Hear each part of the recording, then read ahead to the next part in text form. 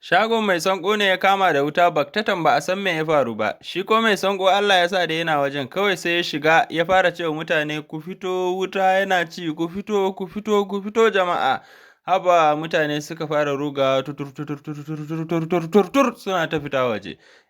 Mai sanko fa a madadin ya gudu sai ya sake shiga ya ce ai bara a rasa mutane a cikin lungunan ba. Ya shiga lungu ya sake cewa jama'a ku fito wuta wuta wuta ba jama'a suka yi ta fitowa suka yi ta fitowa. Ƙarshe fa shi mai sanƙo fa hayaƙin da ke wannan wajen sai ya sa kawai ya faɗi ya suma. Mutane suka samu suka tsira shi kuma ya maƙale a cikin wuta. Ga shi dai ya ceci rayukan mutane amma shi kuma ya maƙale a cikin wuta ba wanda ya zo ya cece shi. To bayan wutan ya mutu mai sanƙo sai ya ce gaskiya ya kamata ya je ganin likita saboda ya shaƙi hayaƙi sosai.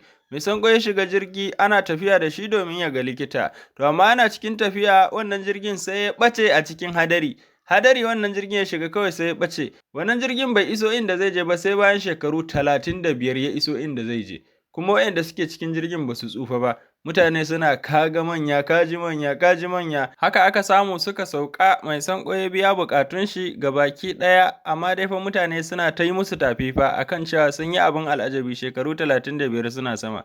To da suka gama abin da za su yi sai suka juya da jirgin su suka koma garin su. Bayan sun koma kamar yadda aka saba daman mai sanƙo mayan ruwa ne kawai suka shiga kwale-kwale shi da abokin shi suna tafiya a cikin ruwa. Haba sai iska ya kaɗa su, da iska ya kaɗa su sai ya tura su waje mai nisa a cikin wannan ruwan inda su ma ba su taɓa yin tsammani ba can tsakiyar teku wannan iskan ya kai su.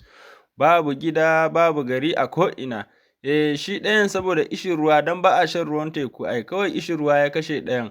Shi ko mai sanƙo jarumi ne fa, ruwan sama yake sha sannan kuma sai ya sa hannun shi ya tsomo kifi daga cikin ruwan nan ya ci ɗanyen kifi. Haka mai sanƙo ya ta rayuwa iska yana ta tuttura shi iska yana ta tuttura shi sai bayan watanni iska ya kai shi wajen gaɓan wani gari ya iske mutane da yawa a can. Kawai ya gaya musu labarin fa abin da ya faru da shi suka ce lalle mai sanƙo ya cika jarumi. A can garin su mai sanƙo kuma ƙanwar mai sanƙo ta je a yi mata tausar ƙafa. To inda ta je fa su tausan ƙafan da suke yi fa kifaye ne wai za su zo suna ɗan tsotsan ƙafanka sai kana jin daɗi. Haka ƙanwar mai sanƙo ta saka ƙafanta a cikin ruwa cike da ƙananan kifaye suna ɗan lallasan ƙafanta tun abin da yana daɗi haka. Ashe fa wayannan kifayen fa sun samu nama ne su a wajensu.